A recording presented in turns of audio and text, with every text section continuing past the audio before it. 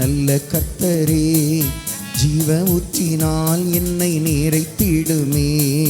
ஜீவ தண்ணீராம் இந்த நல்ல கர்த்தரே, ஜீவ ஊற்றினால் எம்மை நிரப்பிடுமே. கனி தந்திட நான் செழித்தோங்கிட, கனி தந்திட நான் செழித்தோங்கிட, கர்த்தரின் கரத்தில் நித்தம் கனம் பெற்றிட. கர்த்தரின் கரத்தில் நித்தம் கனம் பெற்றிட. எல்லாரும் எழுந்து நிற்போம். ஊற்று தண்ணீரே எந்தன் தேவ ஆவியே, ஜீவநதியே என்னில் பொங்கி பொங்கி வா. ஊற்று தண்ணீரே எந்தன் தேவ ஆவியே, ஜீவநதியே என்னில் பொங்கி பொங்கி வா. ஊற்று தண்ணீரே எந்தன் தேவ ஆவியே, ஜீவநதியே என்னில் பொங்கி பொங்கி வா. கரங்களை உயர்த்தி ஒரு நிமிடம் துதிப்போமா? ஹல்லேலூயா, ஹல்லேலூயா, ஹல்லேலூயா. நல்லவரே மை துதிக்கிறோம் அப்பா. ஆண்டவரே, இந்த மதிய வேளைக்காக மை துதிக்கிறோம் ஆண்டவர். ஆண்டவரே, தொடர்ந்து எங்களோடு பேசுங்க ராஜா. என் மீது மனம் இறங்கும். இயேசுவே நன்றி, இயேசுவே ஸ்தோத்திரம், இயேசுவே நன்றி ஆண்டவர். தெய்வமே நன்றி, தெய்வமே ஸ்தோத்திரம். அருள் நிறைந்த மரியே வாழ்க. ஆண்டவர் உடனே பெண்கள் ஆசை பெற்றவர் நீரே, உம்முடைய திருவயிற்றின் கனியாகிய இயேசுவும் ஆசி பெற்றவரே. புனித மரியே, இறைவனின் தாயே, பாவிகளாய் இருக்கிற எங்களுக்காக இப்பொழுதும் எங்கள் இறப்பின் வேளையிலும் வேண்டிக் கொள்ளும். ஆமென். தந்தைக்கும் மகனுக்கும் தூய ஆவியாருக்கும் ஆட்சி உண்டாகுக. தொடக்கத்தில் இருந்தது போல் இப்பொழுதும் எப்பொழுதும் என்றென்றும் இருப்பதாக. ஆமென். உட்கார்வோம். மகன் தூய ஆவியாரின் பேராலே மத்தியான நேரம் கொஞ்சம் உடலும் பலவீனமாக இருக்கும், மனசும் கொஞ்சம் சோர்வாக இருக்கும். அப்போ இந்த நேரத்தில் நமக்கு ஆறுதல் தரக்கூடியது இறைவனினுடைய மன்னிக்கும் அன்பு என்பதாகும். இறைவனினுடைய மன்னிக்கும் அன்பு, அந்த வார்த்தைகள் நமக்கு எவ்வளவு ஆறுதலாக இருக்கும் என்பதை புரிந்து கொள்வதற்காக திருப்பாடல் 103:12 வசனம். திருப்பாடல் அதிகாரம் 103 இறை வார்த்தை 12.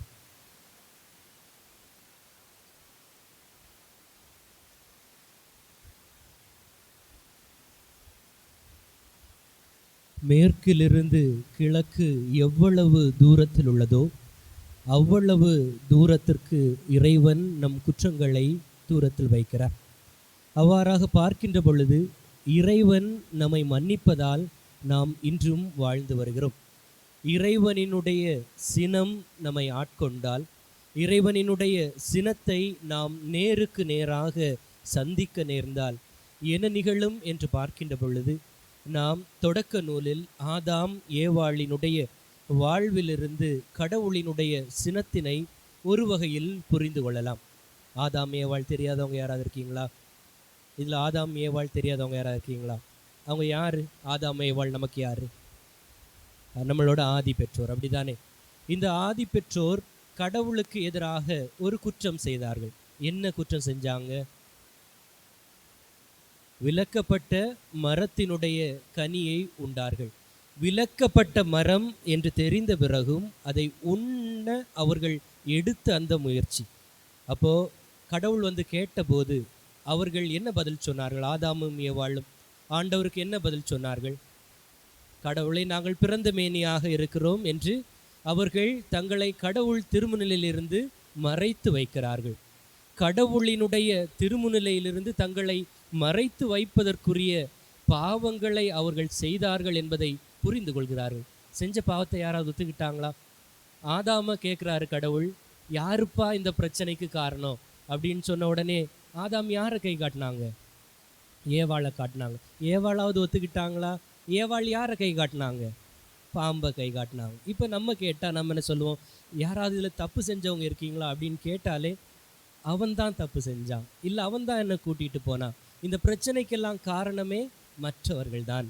அப்போ கடவுள் நமக்கு தந்த அந்த ஞானம், கடவுளினுடைய கனிகளையும் கொடைகளையும் நிறைவாக பெற்ற நாம் தொடர்ச்சியாக பாவம் செய்வது எதனால்? இந்த பாவ வாழ்வு எவ்வாறாக எடுத்துக்கொள்ளலாம் என்றால், நீங்கள் செய்கின்ற ஒவ்வொரு பாவமும் கடவுளிடமிருந்து உங்களை பிரித்து வைக்கிறது என்பதை புரிந்து கொள்ளுங்கள். இந்த பாவங்கள் உறவுக்கான விரிசலாக அமைந்து போகிறது. எடுத்துக்காட்டாக நம்ம எல்லாருமே ஊதாரி மைந்தன் ஓமை தெரியும், அப்படிதானே? அந்த ஊதாரி மைந்தன் முதல்ல தந்தையோடு இருக்கும்போது சந்தோஷமா இருந்தாங்களா? ரொம்ப சந்தோஷமா இருந்தாங்க, அப்படிதானா? சந்தோஷமா இருந்த அந்த மனுஷனுக்கு மனசுல என்ன வருது?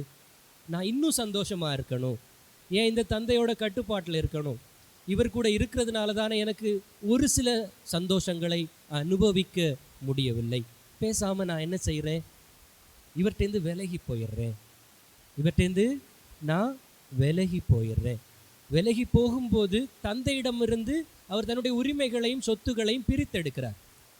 இருக்கிற வரைக்கும் சந்தோஷமா இருந்த அந்த பையன் அந்த நாட்டில் பஞ்சம் வந்த அப்புறம் எந்த மாதிரி ஒரு உணர்வுக்கு தள்ளப்படுறான்? வேலையாட்களோடு வேலையாளாக இருந்து பன்றிகள் தின்னுகின்ற நெற்றை கொண்டாவது தன்னுடைய வயிற்றை நிரப்ப எண்ணுகிறான். தன்னுடைய தந்தையோடு இருந்த பொழுது உலகிலுள்ள அனைத்தையும் அனுபவித்து உண்டு கழித்திருந்த அவன் தந்தையிடமிருந்து பிரிந்து சென்றபோது பன்றி உண்ணுகின்ற நிலைக்கு அவன் தள்ளப்படுகிறான். அப்போ அவன் யோசிச்சு பார்க்குறான், நான் பேசாமல் எங்கள் அப்பாட்ட போயிடுவேன். எங்கள் அப்பாட்ட போயிட்டு, அப்பா உங்களோட மகனா இல்லை, உங்கள் பணியாளரில் ஒருத்தனாவது என்னை வச்சுக்கோங்க அப்படின்னு சொல்கிறான். அப்போ இந்த இதில் பார்க்கும்போது ஒரு 5 படிநிலை இருக்குது. என்னென்னா, செஞ்ச பாவங்களை நினைவு கொண்டு வர்றாரு, அவற்றிற்காக மனம் வருந்துறாரு, இனிமே பாவம் செய்வதில்லைன்னு முடிவு பண்ணுறாரு, என் தந்தைகிட்ட போய் அறிக்கையிடுவேன்னு சொல்கிறாரு. அப்படின்னு சொல்லி பார்க்கும்போது தந்தை என்ன செய்தாலும் அவர் எனக்கு என்ன தண்டனை கொடுத்தாலும் அதை ஏற்றுக்கொண்டு தந்தையோடு வாழ்வேன். இது எங்கே இந்த 5 படிநிலையுமே நாம் செய்வோம்? ஒப்புரவர்கள் அடையாளத்தில் நாம் இந்த 5 படிநிலைகளுமே கையாளுவோம். அப்போது திரு அவை தந்திருக்கின்ற அந்த ஒப்புரவு என்பது ஒப்பற்ற ஆண்டவரோடு நாம் உறவு கொள்வதற்கான அழைப்பாக அமைகிறது. அவ்வாறு பார்க்கின்ற பொழுது அந்த மகன் வந்தோடனே அப்பா என்ன கேட்டார்? எப்போ இவ்வளோ நாள் என்கிட்ட பிரச்சனை பண்ணிட்டு போனியே அப்படின்னு நான் கேட்டார். என் சொத்தெல்லாம் அழிச்சிட்டியே அப்படின்னு நான் கேட்டார். விலை மாதரோடு வாழ்வை கழித்தாயே அப்படின்னு நான் கேட்டார். கிடையாது. இறந்து போன என் மகன் திரும்பி வந்து விட்டான். அவனை அணைத்து அவனை மார்போடு தழுவி, என் மகனுக்கு அவனுக்குரிய உடை அணியுங்கள், அவன் பாதத்திற்கு மிதியடி அணியுங்கள், அவன் விரலுக்கு மோதிரத்தை கொடுங்கள் அப்படின்னு சொல்றார். அப்படின்னா கடவுள் நமக்காக காத்திருக்கார் இல்லையா? இதுதான் கடவுளோட மன்னிக்கின்ற அன்பு. தன்னை காயப்படுத்தியவனை கூட அரவணைக்கின்ற தந்தையின் அன்பு. இந்த அன்பை குறித்து தான் நாம் இன்னைக்கு கொஞ்சம் சிந்திக்கலாம் அப்படின்னு இருக்கிறோம். அப்படி பார்க்கும்போது கடவுளினுடைய அன்பினுடைய ஆழம் எவ்வாறு இருக்கிறது என்று பார்க்கின்ற பொழுது, கடவுள் மனம் மாறுபவர்களை மன்னிப்பவராக இருக்கிறார். கடவுள் மனம் மாறுபவர்களை மன்னிப்பவராக இருக்கிறார். 1 யோவான் 1:9. 1 யோவான் 1:9.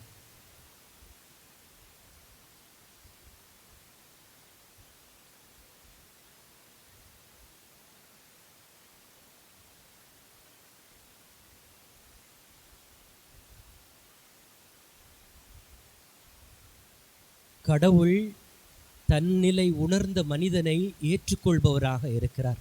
உதாரி மைந்தன் திரும்பி வந்து தன் குற்றத்தை ஒப்புக்கொண்டான். நாம் குற்றம் செய்கின்ற பொழுது கடவுளை நாம் விலகி இருந்த அந்த காலங்களிலிருந்து கடவுளை போய் பற்றி கொள்ளுகின்ற ஒரு நிலை வருகின்ற பொழுது கடவுளை நாடி செல்பவர்களை அவர் வெறுங்கையராய் விடுவதில்லை. என் அன்பு மகனோ என்னுடைய அன்பு மகளோ கடவுளினுடைய அருகாமையை நாடி வருகின்ற பொழுது நான் உன்னை ஒருபோதும் தீர்ப்பிடுவதில்லை. நீ பாவம் செய்திருக்கிறாய், பழிபாவம் செய்திருக்கிறாய், சகோதரர்களை நிந்தித்திருக்கிறாய், சகோதரருக்கு எதிராக வஞ்சகம் செய்திருக்கிறாய், உன்னுடைய உறவுகளுக்கு எதிராக சூழ்ச்சி செய்திருக்கிறாய் என்று உன்னுடைய பாவங்களை அடுக்குபவர் அல்ல கடவுள். உன்னுடைய பாவங்களை தன்னுடைய இரக்கத்தால் மன்னிக்கின்ற கடவுளாக இருக்கிறார். இறைவாக்கினர் எசாயாவினுடைய புத்தகம் 55வது அதிகாரம் 7வது திருவசனம். எசாயா 55:7.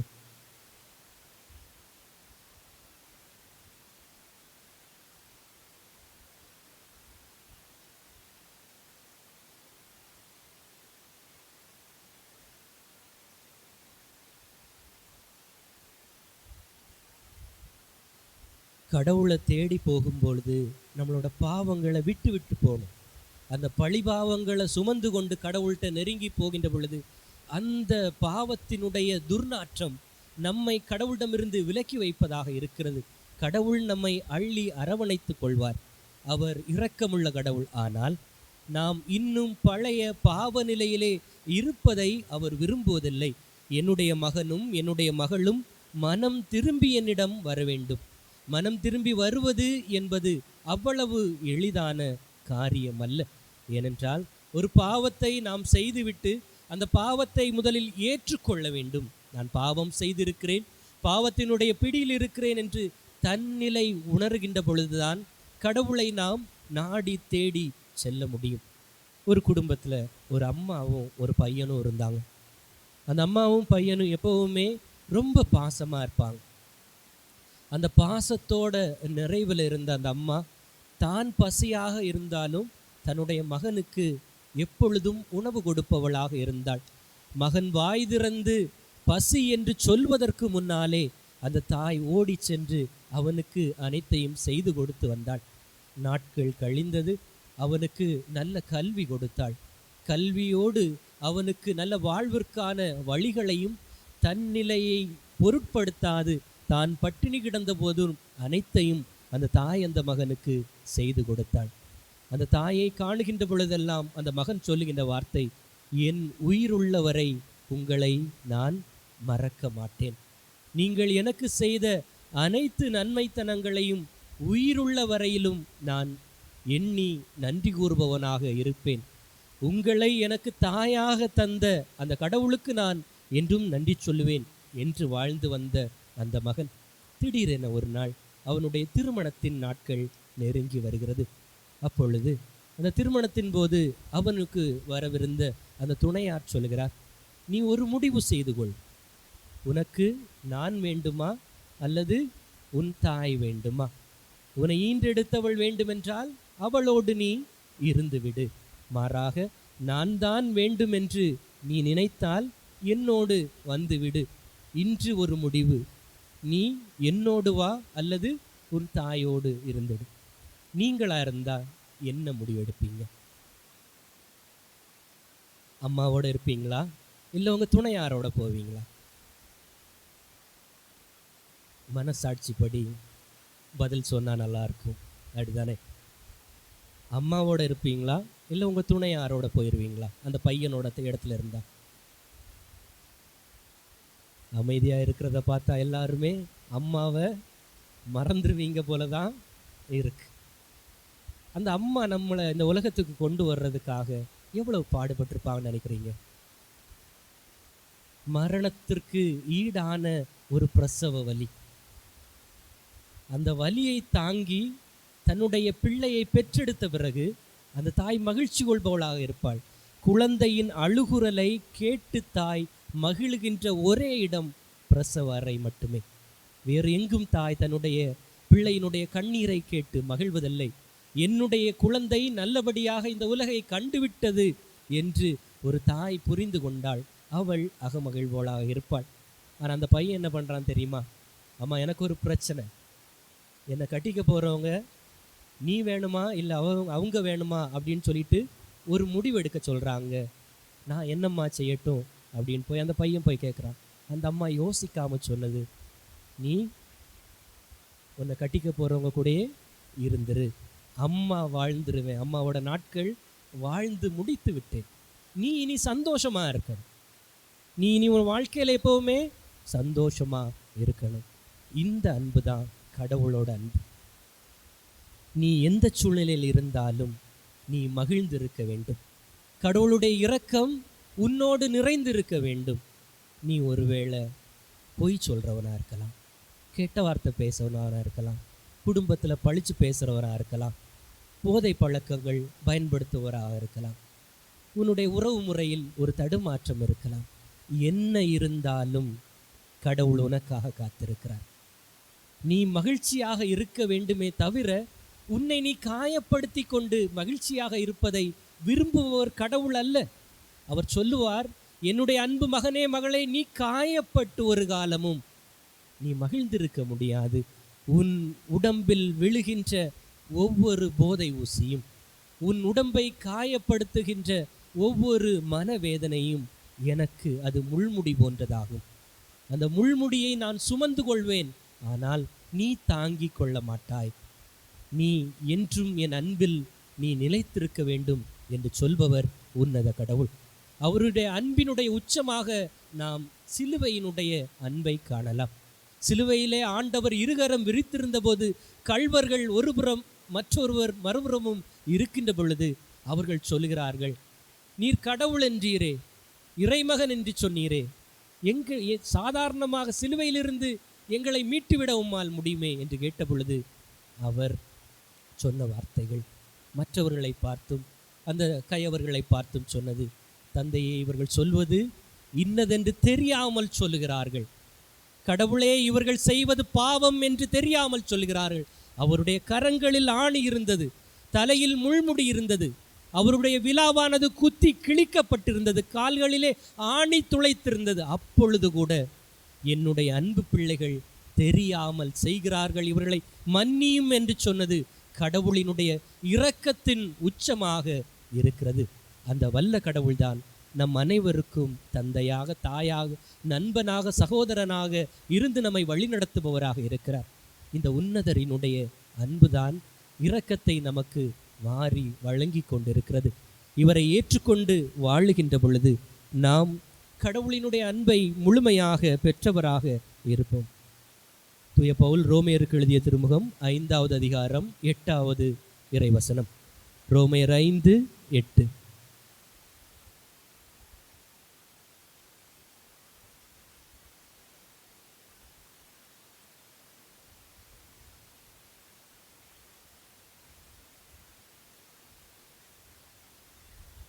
பாவிகளான நமக்கு தன் இன்னுயிரை கொடுத்த கடவுள், பாவம் தவிர மற்ற அனைத்திலும் மனிதராக வாழ்ந்த அந்த இறைமகன், அவர் நமக்காக பாடுகளையும் சிலுவைகளையும் தாங்கி கொண்டு கல்வாரியிலே இருகரம் விரித்து அன்பை வெளிப்படுத்திய அந்த கடவுள் நமக்காக வாழ்ந்தார், நமக்காக பாடுகளை தாங்கி கொண்டார், நமக்காக ஆணிகளை தாங்கி கொண்டார் என்று சொல்லுகின்ற பொழுது அவரினுடைய அந்த உன்னத இரக்கத்தினுடைய பரிணாமங்களை நாம் புரிந்து வைத்திருந்தால் நாம் நம்முடைய பாவ வாழ்விலிருந்து விலகிக் கொள்வோம். பிறரை பழித்துரைக்கின்ற பொழுது எனக்காக என்னுடைய கடவுள் சிலுவையை சுமந்தார், இறந்தார், உயிர்த்தெழுந்தார் என்று நாம் நம்பினால் பாவத்திலிருந்து வெகு தொலைவிற்கு நாம் கடந்து செல்வோம் என்பதை மனதில் தாங்க வேண்டும். எபிரேயர் புத்தகம் 8வது அதிகாரம் 12வது திருவசனம். எபிரேயர் 8:12.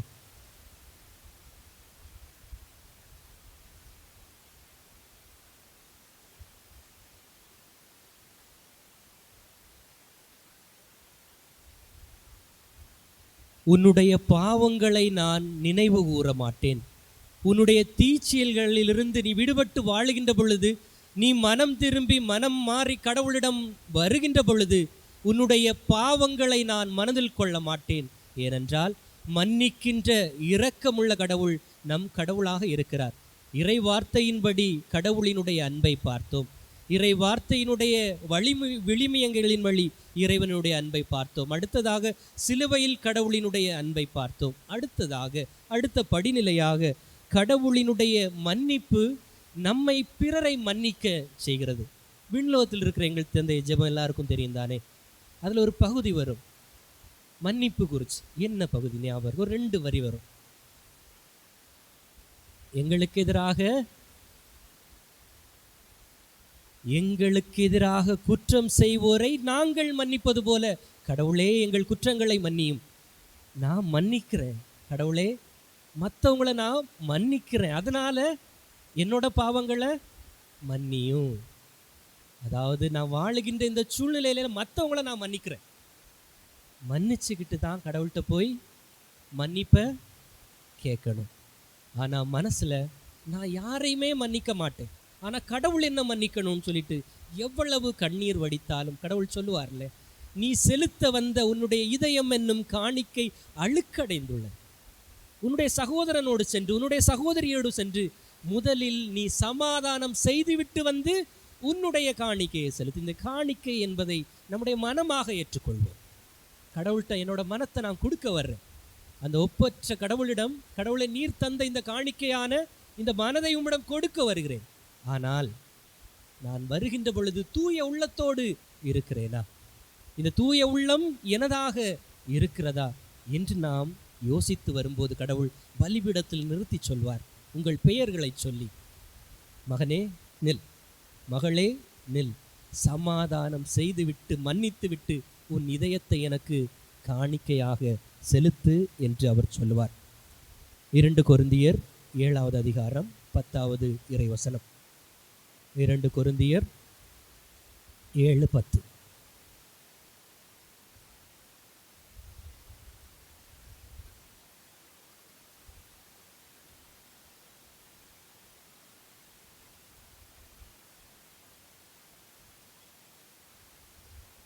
வெறுமனே உலகம் சொல்லுகிறது, அவன் நம்மளை தப்பாக பேசிடுவான், இவங்க நம்மளை தப்பாக பேசிடுவாங்க அப்படின்னு வெளி வேடத்தால் மன்னிப்பது கிடையாது. நம்முடைய வாழ்வின் இருளான பக்கங்களில் இருந்தாலும், உலகில் உள்ள எல்லா கதவுகளையும் நாம் மூடிக்கொண்டு உள்ளிருந்தாலும், கடவுள் அங்கேயும் நம் உள்ளத்தின் ஆழத்தை காண்பவராக இருக்கிறார். நம்முடைய உள்ளத்தின் ஆழத்தை காணுகின்ற கடவுள் நம்முடைய உள்ளம் எத்தகைய மனநிலையோடு இருக்கிறது என்பதை புரிந்து கொண்டு நம்மை வழி நடத்துவார். அவ்வாறு நம்முடைய உள்ளம் மன்னிக்கின்ற, மன்னிப்பை பெறுவதற்கு ஏற்ற உள்ளமாக இருக்கின்ற பொழுது கடவுள் நம்மை நிறைவாக ஆசீர்வதிப்பார் என்பதை புரிந்து கொள்ள வேண்டும். லூக்கா நற்செய்தி 15வது அதிகாரம் 10வது இறைவசனம். லூக்கா நற்செய்தி 15வது அதிகாரம் 10வது இறைவசனம்.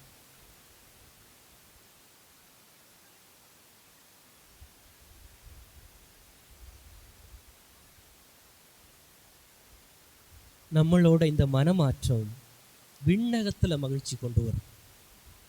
எங்க? விண்ணகத்தில் மகிழ்ச்சி கொண்டு வரும். விண்ணகமே மகிழ்கிறது என்றால் நாம் வாழுகின்ற இந்த மண்ணகம் இன்னும் மகிழ்ச்சி கூறும் இல்லையா? நீங்கள் உங்கள் வாழ்வில் நடந்த ஒரு கடினமான பக்கத்தை நினச்சி பாருங்களேன். நீங்கள் அடுத்தவங்களுக்கு எதிராக செய்த ஒரு பெரிய குற்றமாக இருக்கலாம். மனசால மட்டும் அதை நினச்சி பாருங்கள். எல்லோரும் கண்களை மூடுங்க. எல்லோரும் கண்ணை மூடி நீங்கள் செஞ்ச அந்த பெரிய குற்றத்தை நினச்சி பாருங்கள். யாருக்கு எதிராக செஞ்சீங்க அப்படிங்கிறத நினச்சி பாருங்கள். அந்த மனிதர் உங்களுக்கு முன்பாக இருக்கிறார். உங்களோட முன்ன இருந்து அவர் உங்களை முகமுகமாக பார்க்கிறார்.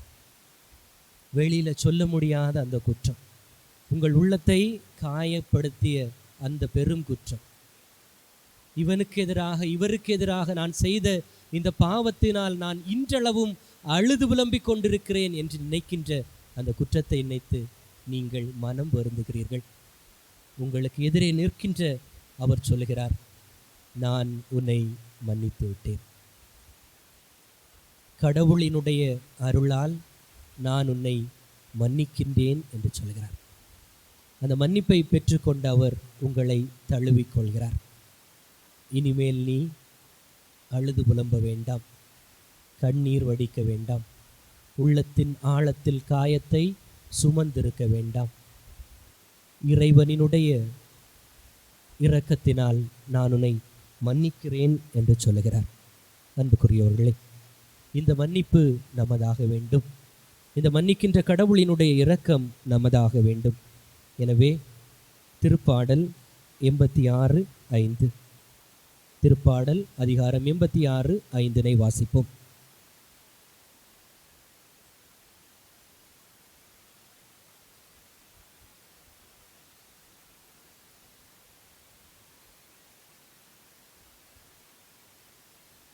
கடவுளை நோக்கி மன்றாடும் யாவருக்கும் பேரன்பு காட்டுகின்ற வல்ல இறைவன் நம்மோடு இருக்கிறார்.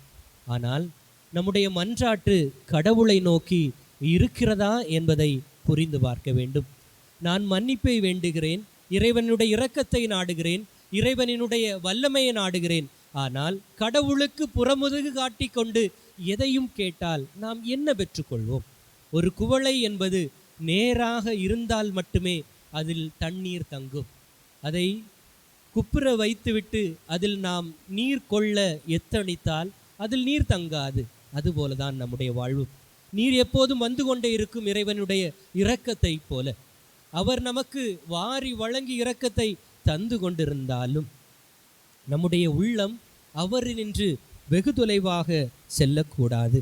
அன்புக்குரியவர்களே, எல்லாருக்கும் காயின் ஆபேல் தெரியுமா? காயின் ஆபேல் தொடக்க நூல் 4வது அதிகாரம் 1 முதல் 16வது வசனத்தில் இருக்கு. சரியா? அந்த காயின் ஆபேலினுடைய நிகழ்வு அது நமக்கு ஏற்கனவே தெரிஞ்சிருந்ததுனால அதனுடைய சாராம்சங்களை உங்களோட பகிர்ந்து கொள்ளலான்னு நினைக்கிறேன்.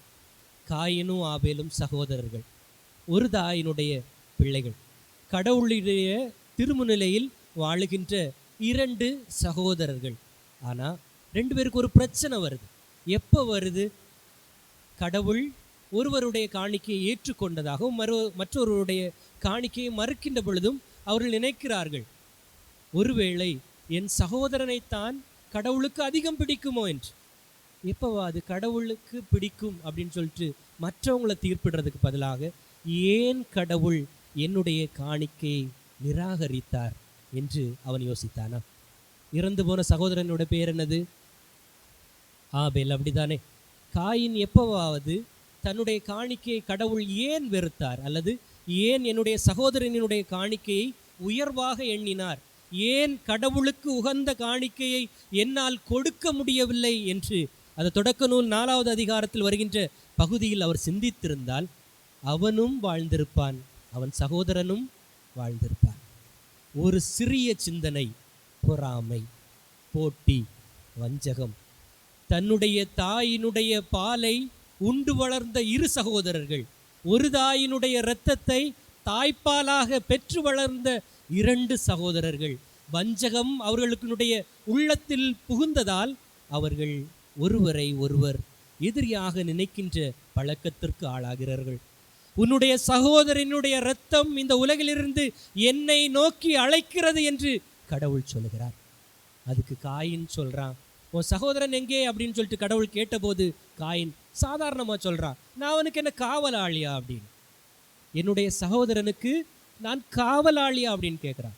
அப்போ கடவுள் சொல்றாரு, அவனினுடைய இரத்தத்தின் அழுகுரலை நான் கேட்டேன், அவனினுடைய இரத்தத்தின் அழுகுரலை நான் கேட்டேன் அப்படின்னு சொல்லிட்டு கடவுள் சொல்றாருன்னா, ஒரு எளியவனை நாம் தாக்குகின்ற பொழுது, ஒரு எளியவனை வறியவனை நாம் வீழ்த்தாட்ட நினைக்கின்ற பொழுது கடவுள் சொல்லுவார், அந்த எளிய உள்ளத்தினுடைய ஜெபம் என் காதில் விழுந்தது, அந்த எளிய மனிதனினுடைய அழுகுரல் என் காதில் விழுந்தது.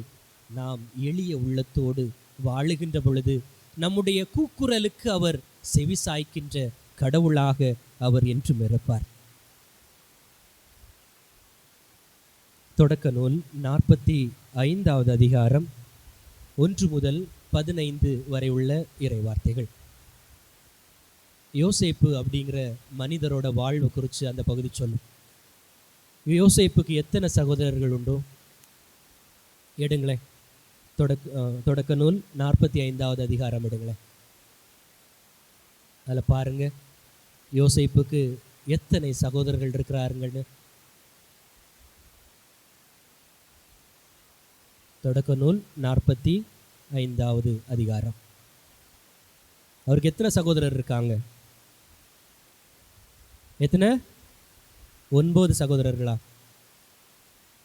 9ஆ 11ஆ? பைபிளை பார்த்து சொல்லுங்க. 11 சகோதரர்கள் இருக்கிறாங்க, அப்படிதானா? அப்போ இந்த சகோதரர்கள் யாருக்கு எதிராக எழுகிறார்கள்? யோசேப்புக்கு எதிராக எழுகிறார்கள். 11 பேரை எதிர்த்து இந்த கடையவன் நிற்கின்ற பொழுது அவங்க என்ன சொல்றாங்க? தந்தையோட அன்புக்கு இவன் ரொம்ப நெருக்கமாக இருக்கான், தந்தை இவனை மிகவும் அன்பு செய்கிறார், கடவுளினுடைய இரக்கத்தை மிகவும் பெற்றுக்கொண்ட அன்புக்குரிய மகனாக இருக்கிறார். அப்படி இருக்கின்ற பொழுது இந்த உலகம் நமக்கு எதிராக இருக்கும். உலகினுடைய மாய வலைகள், உலகினுடைய எல்லா எதிர்ப்புகளும் கடவுளோடு இருப்பவர்களுக்கு எதிராக இருக்கும். ஆனால் கடவுள் எக்காலமும் நம்மோடு இருப்பார். அவரை கொன்று போடணும்னு சொல்லிட்டு கூட்டு போகிறாங்க, கொண்டு போய் குழியில் தள்ளக்கூடிய நிலைமை காக்குறாங்க.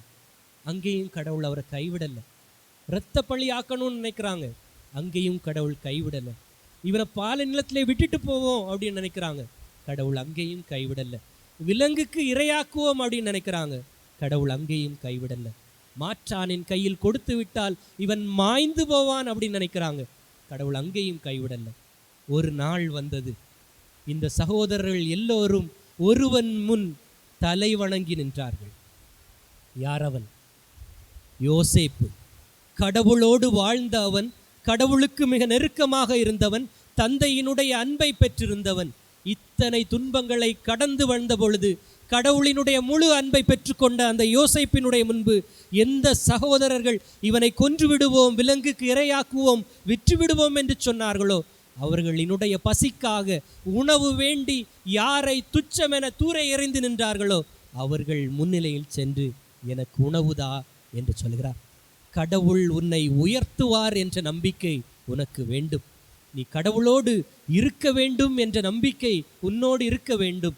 கடவுளினுடைய இரக்கம் நம்மோடு இருக்கிறதென்றால் சில வேளைகளில் பிரச்சனைகள் வரும், கவலைகள் வரும், சஞ்சலங்கள் வரும், கண்ணீர் நம்மை சூழ்ந்து நிற்கும், புயலும் காற்றும் நம்மை நெருக்குவது போல தோன்றும். இந்த உலகினுடைய அனைத்து காரியங்களும் நமக்கு சங்கிலிகள் போல நம்மை சம்மட்டியால் அடிப்பது போல இருக்கும். நினைவில் கொள், இரக்கமுள்ள கடவுள் யோசேப்பை போல உன்னை நிமிர்ந்து நிற்கச் செய்வார். உனக்கு எதிராக நின்றவர்கள் அனைவரும் உன்னுடைய திருமுன்னிலையில் வணங்கி நிற்பார்கள் என்பதை நீ மனதில் தாங்க வேண்டும். தாவீது எல்லாருக்கும் தெரியும் தானே? தாவீது அரசர், இஸ்ரேலோட எத்தனாவது அரசர் அவர்? சவுலுக்கு அடுத்து தாவீது. சவுல் முதல் அரசன் என்றால் தாவீது எத்தனாவது அரசர்? 2வது அரசர்.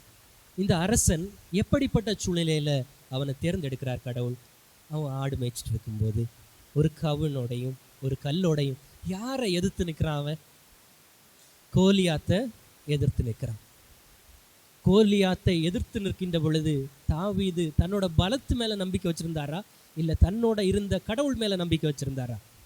கடவுள் மேலே நம்பிக்கை வச்சு நம்ம எந்த பிரச்சனைகளையும் சந்தித்து நிற்கலாம் அப்படிங்கிற எண்ணம் நமக்கு வேணும். ஏன்னா தாவீது அங்கே செல்லுகின்ற பொழுது சிறிய கற்களை எடுத்துக்கொள்கிறார். குழந்தைக்குரிய மனப்பான்மை, ஒரு கல் இருந்தால் போதும் அப்படின்னு. ஆனால் முன்ன நிற்கிறவன் கையில் கேடயம் இருக்குது, கவசம் இருக்குது, கையில் பெரிய வாள் இருக்குது. கடவுளை நம்பி போகிறவன் எதுக்கும் பயப்பட தேவையில்லை. அந்த கல்லால் அவனை வீழ்த்திட்டு அவன் ஆயுதத்தை எடுத்தே அவனை கொல்றார். உலகினுடைய பிரச்சனைகளை நாம் சந்திக்கின்ற பொழுது, உலகினுடைய பலவீனங்களை சந்திக்கின்ற பொழுது அதனினுடைய மாய கவர்ச்சிகளுக்குள் விழுந்து விடக்கூடாது. அதை கொண்டே நாம் அதை வீழ்த்தாட்ட வேண்டும். எவ்வாறாக தாவீது தன்னுடைய எதிரியை அவன் வாளை எடுத்து அந்த வாளினாலே அவனுக்கு இறப்பை கொடுத்தாரோ அதை போல நாமும் இந்த உலகில் வருகின்ற பிரச்சனைகளை தடைக்கற்களாக பார்க்காமல் படிக்கற்களாக பார்க்க வேண்டும். என்ன பிரச்சனை வந்தாலும் நான் இருக்கிறேன்னு சொல்கிற கடவுள் நம்மோடு இருக்கிறார். இந்த உலகத்தில் எந்த குழப்பம் வந்தாலும் நான் இருக்கிறேன்னு சொல்கிறார். நம்ம படைப்புகள் மேலே காட்டக்கூடிய அந்த பயத்தை படைத்தவர் மேலே காட்டணும். கடவுள் எல்லாத்தையும் படைச்சிருக்கிறார் இல்லையா? இந்த படைப்புகளை பார்த்து நாம் நிறைய பயப்படுறோம் இல்லை? அந்த மனுஷன் என்ன செஞ்சிருவான், இந்த மனுஷன் என்ன செஞ்சிருவான், வரக்கூடிய பிரச்சனைகள் என்ன செஞ்சிருவோம்னு சொல்லிட்டு ஒவ்வொன்றா நாம் யோசிக்கின்ற பொழுது மனதில் தாங்க வேண்டும். இந்த படைப்புகள் அனைத்திலும் பெரியவர் என் கடவுள், அந்த வல்ல கடவுள் என்னோடு இருக்கிறார் என்று. அப்படிப்பட்ட ஒரு வாழ்வை நாம் வாழ்வதற்கு நாம் முயற்சி செய்ய வேண்டும். நினிவே மாநகரில் போன இறைவாக்கினரோட பேர் என்னது? யோனா, அப்படிதானே? அது யோனா புத்தகம் 3வது அதிகாரம் 4வது வசனம். இதை குறித்து வைத்துக் கொள்ளுங்கள். யோனா கடவுள் கூட்ட உடனே போயிட்டாரா? கடவுள் சொல்றார், யோனா கிளம்பு நினிவேக்குன்னு சொன்ன உடனே ஆமா கடவுளை நான் ரெடியாக இருக்கிறேன், கிளம்புறேன் கடவுளை அப்படின்னு சொல்லிட்டு போனாரா? அவருக்கு மனசில் இருந்தது, இந்த மக்களுக்காக இறை வார்த்தையை நான் கொண்டு செல்வேனா? இப்படிப்பட்ட மக்களுக்கு, ஒதுக்கப்பட்ட மக்களுக்கு அல்ல புறவினத்தாருக்கு ஏன் கடவுளை இந்த இறை வார்த்தையை கொடுக்க வேண்டும்? தேர்ந்து கொள்ளப்பட்ட இனமாகிய நாங்கள் இருக்கிறோமே, எங்களுடைய மத்தியில் நாம் இறைவாக்கு உரைவிக்க வேண்டும் என்று சொல்லுகின்ற பொழுது கடவுள் யோனாவை திருத்துவதற்கு பல வழிகளை பின்பற்றுகிறார். முதல்ல உயிருள்ள ஒரு கல்லறை வயிற்றில் இருந்தாரே, அதை நம்ம என்ன மீன் சொல்கிறோம்? கடலுக்குள்ளாடி ஒரு மீனோட வயிற்றில் இருந்தாருன்னு சொல்கிறாரு. அது என்ன மீனாக இருக்கும்? திமிங்கலமாக இருக்கும், அப்படிதானா? என்னைக்காவது திமிங்கலத்து வயிற்றில் 3 நாள் யாராவது உயிரோடு இருந்திருக்காங்க அப்படின்னு யோசிச்சு பார்த்துருக்கீங்களா? யோசிச்சு பார்த்துருக்கீங்களா? இதுக்கு பதிலாக லூக்கா 1ஆம் அதிகாரத்தை எடுத்துக்கொள்ளலாம். அங்கே மரியா சொல்கிறாங்கல்ல, கணவனை அறியாதவள் நான், ஒரு குழந்தை எப்படி பெற்றெடுக்க முடியும் அப்படின்னு கேட்டதுக்கு வானதூதர் கபிரியேல் என்ன பதில் சொன்னார்? இது அவரால் நடக்கு, கடவுளால் கூடாதது ஒன்றுமில்லை அப்படிங்கிறார். அப்போது மனித சிந்தனையில் யோசித்து பார்த்தால் ஒரு திமிங்கலத்தினுடைய வயிற்றில் நம்மால் 3 நாட்களும் 4 நாட்களும் தங்குவதற்கு இயலாத காரியமானால், கடவுள் நினைத்தால் திமிங்கலத்தில் வயிற்றில் நீ இருந்தாலும் உன்னை அவர் காப்பாற்றுவார். எந்த இருளில் நீ இருந்தாலும் உனக்கான கடவுள் உன்னோடு இருக்கின்ற பொழுது, நீ கடவுளினுடைய கரத்தை பற்றி நடக்க ஆசைப்படுகின்ற பொழுது கடவுள் உன்னை காப்பாற்றுவார். கடவுள் உன்னோடு இருக்கிறார், ஆனால் நீ கடவுளோடு இருக்கிறாயா? கடவுள் உன்னை மன்னிக்கிறார், ஆனால் நீ உன் அயலாரை மன்னிக்கிறாயா? கடவுளினுடைய அன்பை நிறைவாக பெற வேண்டும் என்று ஆசை கொள்கிறாய், கடவுளுடைய இரக்கத்தை முழுமையாக பெற வேண்டும் என்று ஆசை கொள்கிறாய், ஆனால் நீ பிறருக்கு அன்பை கொடுக்கிறாயா, இரக்கத்தை கொடுக்கிறாயா, மன்னிப்பை கொடுக்கிறாயா? இந்த கேள்விகள் தான் இன்று நமது முன் வைக்கப்படுகிறது. அவ்வாறு பார்க்கின்ற பொழுது நம்முடைய வாழ்வில் சிலுவை என்றும் நம்முடைய திருமுன் இருக்க வேண்டும்.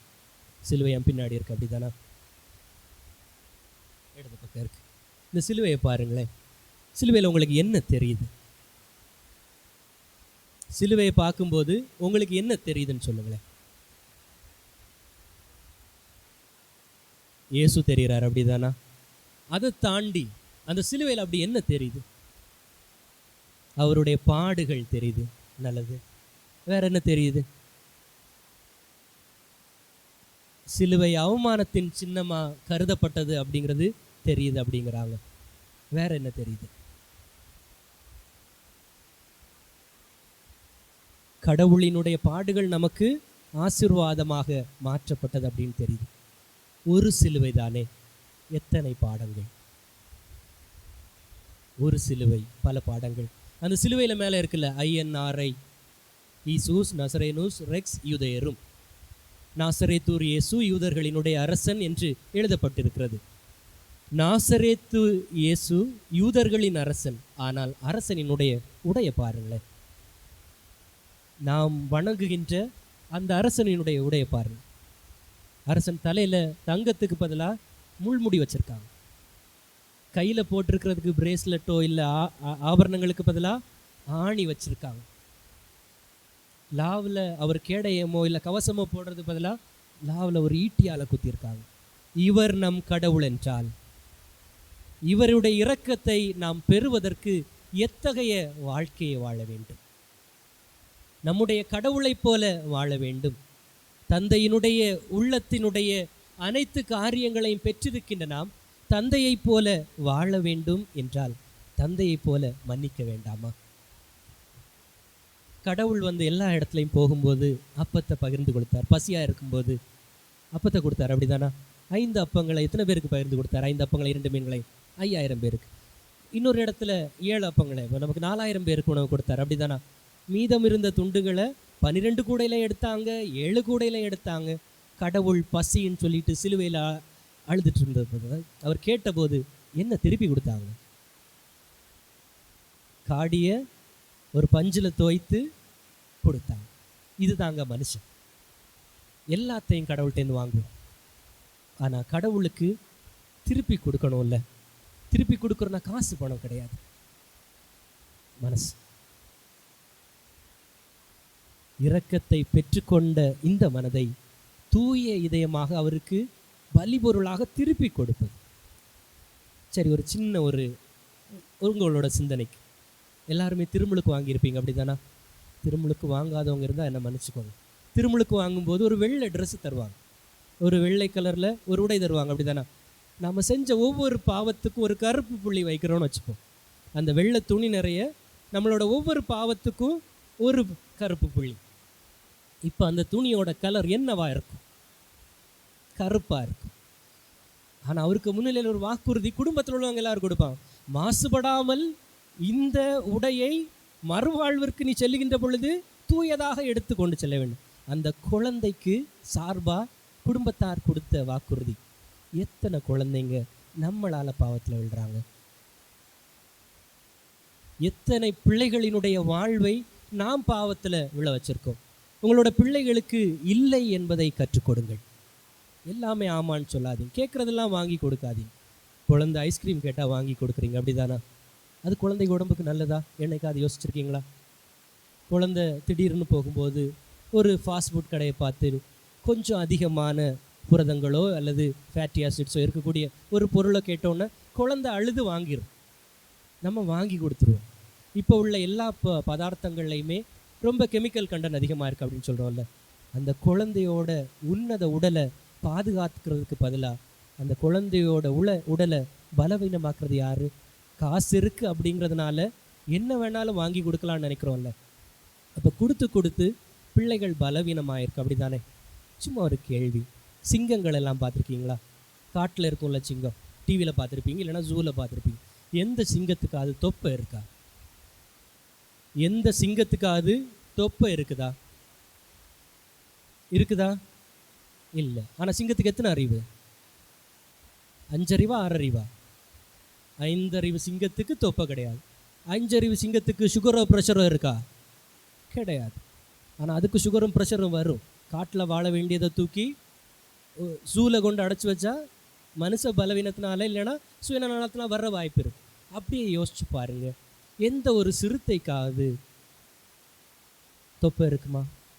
விலங்குகள் எல்லாத்தையும் பாருங்க, பெரிய தொப்பை உள்ள காக்கா பார்த்துருக்கீங்களா? ஆனால் இது எல்லாத்துக்கும் எத்தனை அறிவுன்னு சொல்லிக்கிறோம்? சரி, நமக்கு எத்தனை அறிவு? எல்லாரும் அப்படியே குனிஞ்சு வைத்த பாருங்க.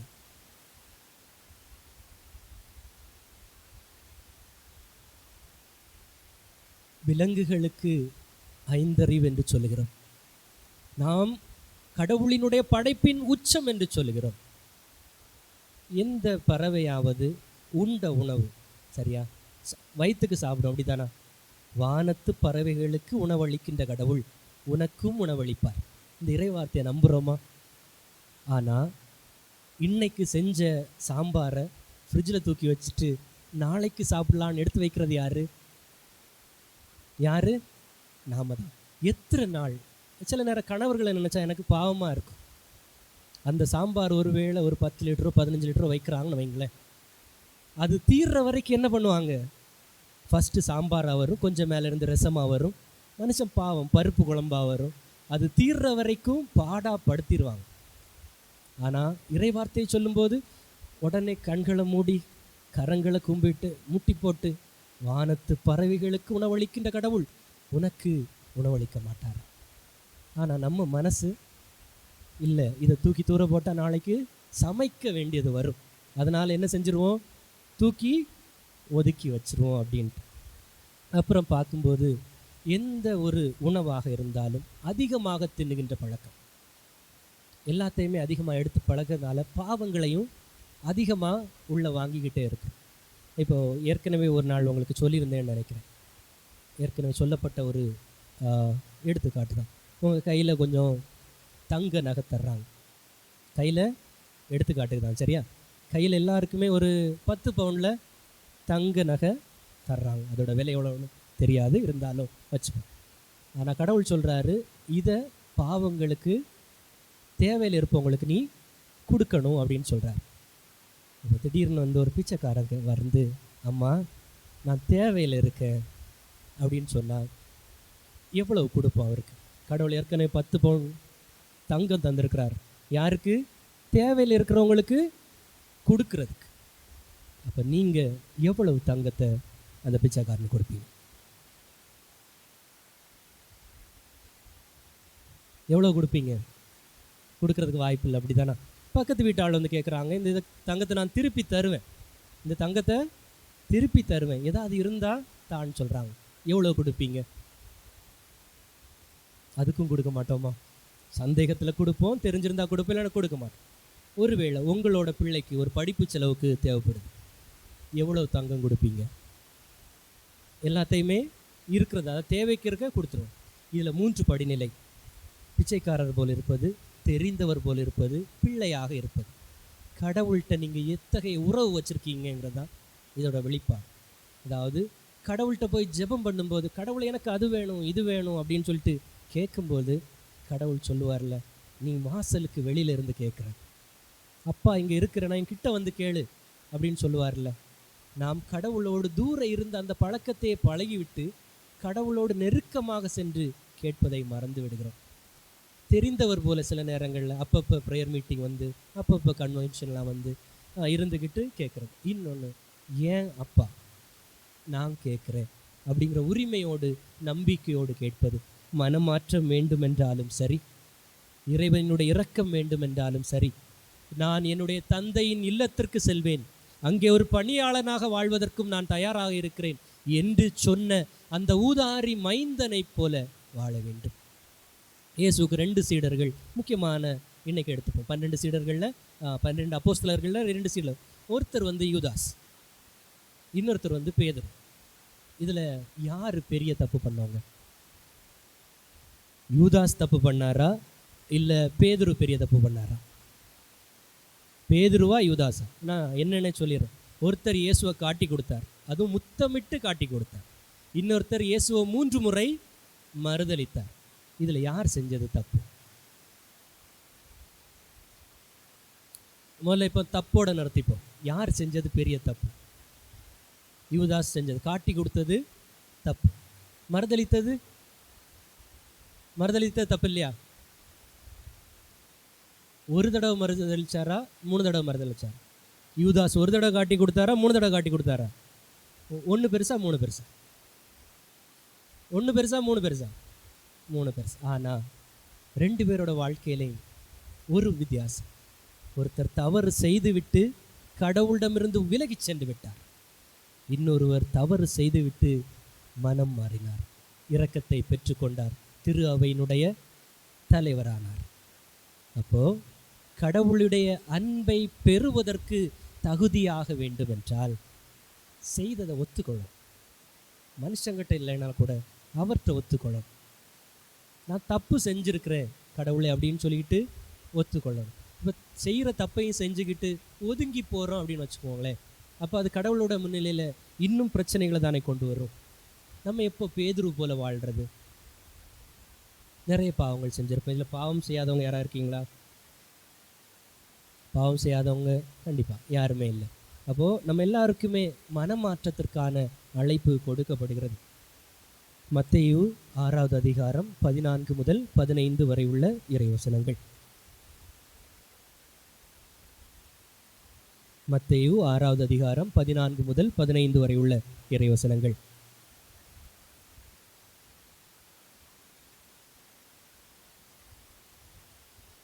பிறர் குற்றங்களை நீங்கள் மன்னிக்கின்ற பொழுது கடவுள் உங்கள் குற்றங்களை மன்னிப்பார். தொடர்ந்து வாசிங்க.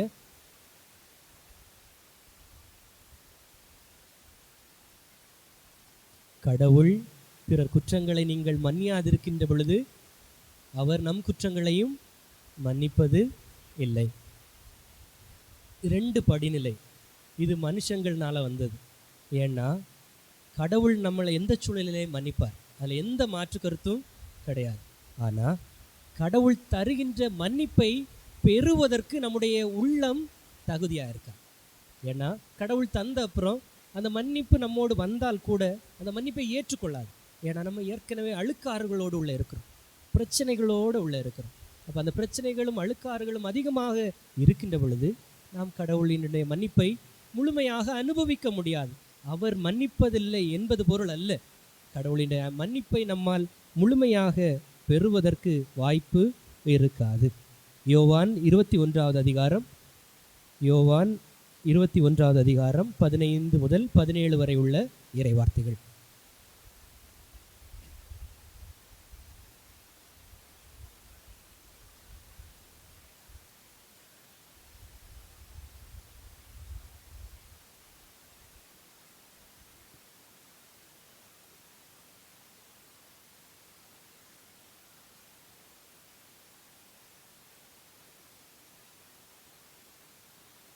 இந்த இறைவார்த்தைகளை பார்த்தீங்களா? பேதுரு எத்தனை தடவை மறுதலிச்சாருன்னு சொன்னோம்? 3 முறை. ஆனால் இங்கே அவர் என்ன செய்கிறாரு? கடவுள் அவர்கிட்ட 3 முறை கேட்கிறார், என்ன அன்பு செய்கிறியா? ஆமான்னு முதல்ல பதில் சொல்கிறார். 2வது தடவை கேட்குறார், நீ என்ன அன்பு செய்கிறியா? ஆமான்னு சொல்கிறார். 3வது முறை மன்னிப்பு கேட்கும்போது சொல்கிறாரு, பேதுரு சொல்கிறாரு, இந்த மனுஷனுக்கு தான் எல்லாம் தெரியுமே, நான் தான் மறுதளித்தேன், நான் தான் அன்பு செய்கிறேன், நான் தான் என்னோடய உடைகளை களைந்து கொண்டு முதலில் நீந்தி வந்தேன், கல்லறையில் இருந்தபோது மற்றவர் காத்திருக்க நான் தான் ஓடி போனேன், என்ன தெரியுமே, கடவுளை உமக்கு எல்லாம் தெரியுமே. எல்லாம் தெரிந்த கடவுளிடம் மன்னிப்பு கேட்பதில் நமக்கு என்ன பிரச்சனை? தெரியலைன்னா அவங்களுக்கு சொல்ல வேண்டாம். ஆனால் கடவுள் தான் நம்மளை மன்னிக்கிறதுக்கு ஆவலாக இருக்கிறார்ல. அப்போ பேதுரு சொல்லக்கூடிய அந்த வார்த்தைகள், கடவுளை உமக்கு எல்லாம் தெரியுமே என்ற நம்பிக்கை நம்முடைய வாழ்வாக வேண்டும். அன்புக்குரியவர்களே, இந்த வார்த்தைகள் இன்னும் நமக்கு ஆழமாக வேண்டுமென்றால் திருப்பாடல் 103:8, திருப்பாடல் அதிகாரம் 103 வசனம் 8.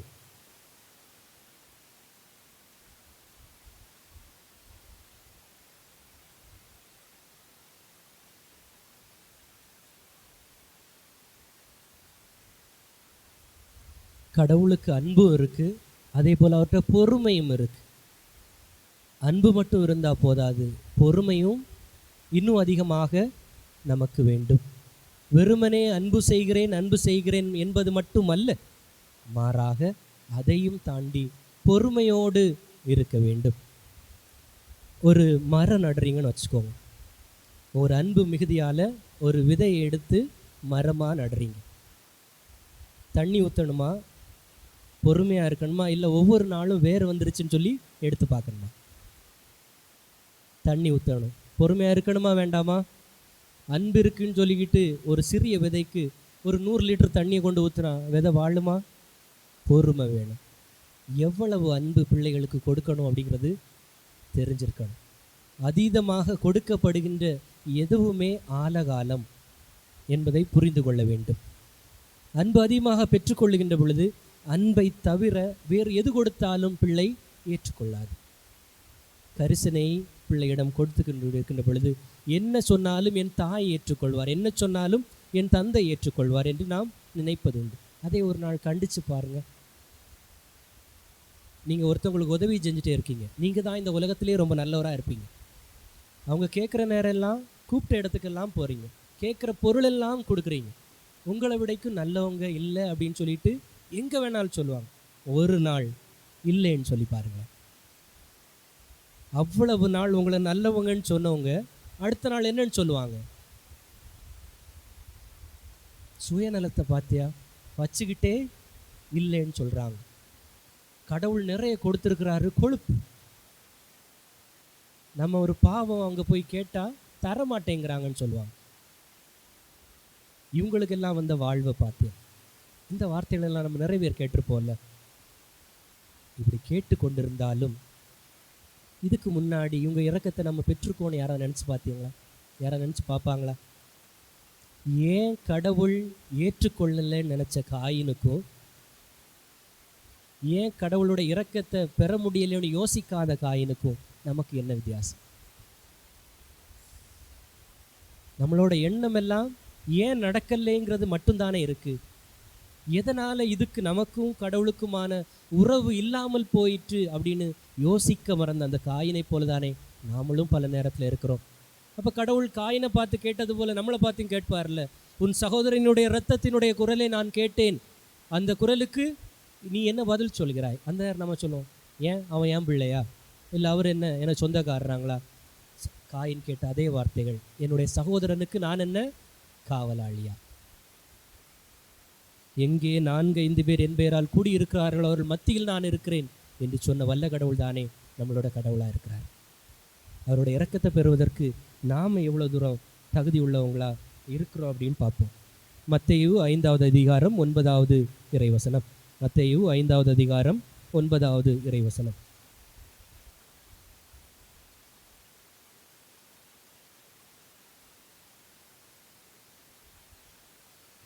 இந்த உலகம் அமைதிக்காக ஏங்கி தவிக்குது. கடவுளினுடைய அமைதியை பெற்றுக்கொண்ட நாம் இந்த உலகில் அமைதி வழங்குவதற்காக அழைக்கப்படுகிறோம். அந்த அமைதியை உலகில் நாம் ஏற்படுத்துகின்ற பொழுது நாம் பேறு பெற்றவர்களாக மாறிப்போகிறோம்.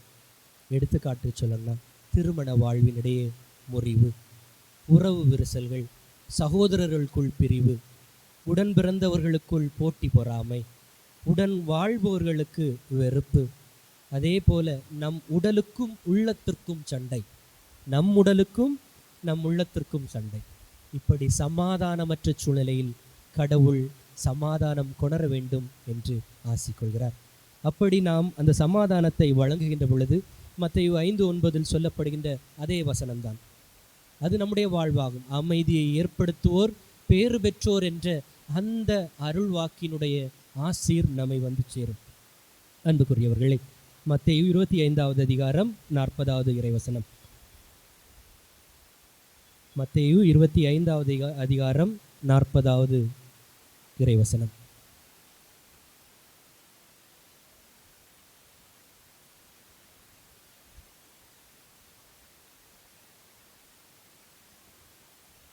இந்த சின்னஞ்சிறியோருக்கு நீ என்ன செய்தாயோ அதை எனக்கே செய்தாய்.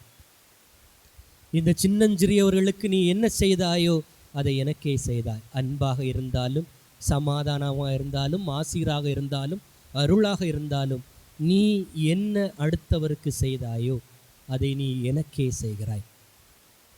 கடவுளுக்கு நீ பணிவிடை செய்ய ஆவல் கொண்டால் நீ பிறருக்கு இயன்றதை செய். இருப்பதிலிருந்து உன்னால் இயன்றதை கொண்டு பிறருக்கு உதவி செய். இருப்பதை எல்லாம் கொடுத்து செய்வது நம்மால் முடியாது, அது புரிந்து கொள்ளலாம். ஆனால் நாம் புரித நிலைக்கு கடந்து செல்லவில்லை. மனித நிலையிலிருந்து இருப்பதை கொண்டு, உன்னால் இயன்றவற்றை கொண்டு பிறருக்கு நீ உதவி செய். அவ்வாறு செய்கின்ற பொழுது நீ கடவுளுக்கு செய்வாய். அதனுடைய கைமாறை நீதான் பெற்றுக்கொள்வாய். கடவுளிடமிருந்து கைமாறை பெற்றுக்கொள்வதற்கு வசதியாக இருக்கும். அனைவரும் கண்களை மூடுவோம். கண்களை மூடி இறைவனினுடைய இரக்கத்திற்காக ஜெபிப்போம். அன்பின் ஆண்டவரே, உம்முடைய இரக்கத்தின் அன்பை எங்களை முழுமையாக அனுபவிக்க செய்தீரே. ஆதாம் துவங்கி இன்றைய கால சூழ்நிலையில் வரையிலும் எவ்வாறாக உம்முடைய இரக்கம் எங்கள் நடுவில் இருக்கிறது என்பதை எம்மை புரிந்து கொள்வதற்கு ஒரு வழிவகை செய்தீரே. உமக்கு நன்றி சொல்லுகிறோம். எல்லாம் வல்ல கடவுளே, நாங்கள் காயினை போல வாழாமல், காயின் மனநிலையோடு நாம் வாழாமல், இறைவனுக்கு உகந்த பலியை கொடுக்கின்ற ஆபேலை போல நாங்கள் வாழ்வதற்கு செய்தருளும். ஆண்டவரினுடைய பணி வருகின்ற பொழுது யோனாவை போல தட்டி கழிக்காமல், இறைவா நாம் உம்முடைய பணி செய்ய வருகிறேன் என்ற நம்பிக்கையை எங்களுடைய உள்ளத்தில் தந்து அதுவே எங்களுடைய பதிலாக மாற்றியருளும். அன்னை வாழ்வில் கடவுளால் இது கூடும் என்று சொன்னபோது நான் ஆண்டவரின் அடிமை, உம்முடைய வார்த்தையின்படி எனக்கு ஆகட்டும் என்று சொன்னாரே, அதுபடியே கடவுளே உம்மால் கூடும், உம்மால் முடியும் என்ற நம்பிக்கை எங்களுடைய வாழ்வில் கடந்து வருவதாக. எங்களுடைய பாவங்களினால், எங்களுடைய பலவீனங்களினால், எங்களுடைய இயலாமையினால் ஊதாரி மைந்தனை போல ஆண்டவரே உம்முடைய அருட்பார்வையிலிருந்து விலகி இருக்கிறோமே. எங்கள் ஒவ்வொருவரையும் நீர் நிறைவாக ஆசீர்வதித்தருளும். திரும்பி வருவதற்கு ஆவல் கொள்கிறோம். அந்த உதாரி மைந்தனை போல இந்த உலகினுடைய பிடியினால், போதையினால், பழக்க வழக்கங்களினால், எங்களிடம் இருக்கின்ற கூடாத ஒழுக்க குறைபாட்டினால் நம்மிடமிருந்து வெகு தொலைவில் இருக்கிறோமே. எங்கள் உள்ளத்தில் வஞ்சகம் வாட்டி வதைக்கிறதே. பிறர் வாழ்ந்தால் எங்களுக்கு பிடிக்கவில்லையே. கடவுளை, இந்த துர்க்குணங்களிலிருந்து எங்களை மாற்றியருளும்படியாக வேண்டுகிறோம். இதோ ஆண்டவரே, அந்த மகனைப் போல, ஊதாரி மைந்தனைப் போல என்னுடைய தந்தையின் இல்லத்திற்கு செல்வேன் என்ற நம்பிக்கையோடு உம்மிடம் வருகிறோம். எங்கள் ஒவ்வொருவரையும் நீர் ஆசீர்வதித்து அரவணைத்து ஏற்றுக்கொள்ளுகின்ற தந்தையாக இருக்கிறீர், எங்களுக்காக காத்திருக்கிறீர் என்பதை உணர்ந்த பிள்ளைகளாக ஜெபிக்கிறோம். சமாதானம் ஏற்படுத்துவோர் பேறு பெற்றோர் என்றீரே. என்னுடைய இந்த சின்னஞ்சிறியோருக்கு செய்ததெல்லாம் எனக்கே செய்தீர்கள் என்று சொன்னீரே. அன்பு பிள்ளைகளாகிய நாங்கள் உம்முடைய அன்பையும் உம்முடைய ஆசீர்வாதத்தையும் உம்முடைய அனுகிரகத்தையும் நாங்கள் பெற்றுக்கொண்டு வாழ வழிவகை செய்தருளும். உம் அன்பை சுவைக்கின்ற நாங்கள், உம்முடைய மன்னிப்பை பெறுகின்ற நாங்கள், உம்முடைய இரக்கத்தை பெறுகின்ற நாங்கள், பெற்றதை கொண்டு நாங்களும் வாழ்ந்து பிறரும் வாழ்வதற்குரிய ஏற்ற சூழ்நிலை உருவாக்குகின்ற மனதை தந்தருளும். ஆண்டவரே, உம்முடைய அன்பின் இரக்கத்தின் அடையாளமாக எங்களுக்கு திருப்பலியையும் திவ்ய நற்கருணையையும் அதே போல ஒப்புரவு அருட்சாதனத்தையும் தந்தீரே. இதன் மூலமாக நாங்கள் உம்முடைய அருளன்பையும் இரக்கத்தையும் பெற்றுக்கொள்ள வழிவகை செய்தருளும். இதை என் நினைவாக செய்யுங்கள் என்று சொல்லி நீர் கல்வாரியில் பட்ட பாடுகளையும் மீட்பையும் எங்களுக்கு நினைவாக தருகின்ற திருப்பலிகளை நாங்கள் ஒருபோதும் எங்களினுடைய சுயநலங்களினாலும் எங்களினுடைய வாழ்வின் முறைமைகளினாலும் எங்களினுடைய கூடாத பழக்க வழக்கங்களினாலும் செல்லாமல் இருக்கின்ற நிலையை எங்களிடமிருந்து மாற்றியருளும். திருப்பலிக்கு சென்று உம்முடைய திவ்ய பிரசன்னத்தை உணர்கின்ற பிள்ளைகளாக எங்களை மாற்றியருளும். அதே போல என்னுடைய சகோதரன், என்னுடைய சகோதரி, என் தாயின் பிள்ளை என்ற உரிமையோடு நாங்கள் பிறர் அன்பு காட்டுவதற்குரிய ஆற்றலையும் அருளையும் தந்தருளும். இரக்கம் நிறைந்தவரே, பாவம் தவிர மற்ற அனைத்திலும் மனிதராக வாழ்ந்து எங்களுக்கு மீட்பை கொணர்ந்த கடவுளை, நாங்கள் மறு கிறிஸ்துவாக வாழுகின்ற உன்னத அருளை எங்களுக்கு தந்தருளும். உமது அன்பும் இரக்கமும் ஆசிர்வாதமும் அன்னையினுடைய பரிந்துரையால் எங்கள் ஒவ்வொருவரையும் தொடர்ந்து உம்மிடம் வழி நடத்துவதாக. ஜெபம் கேளும் நல்ல பிதாவே.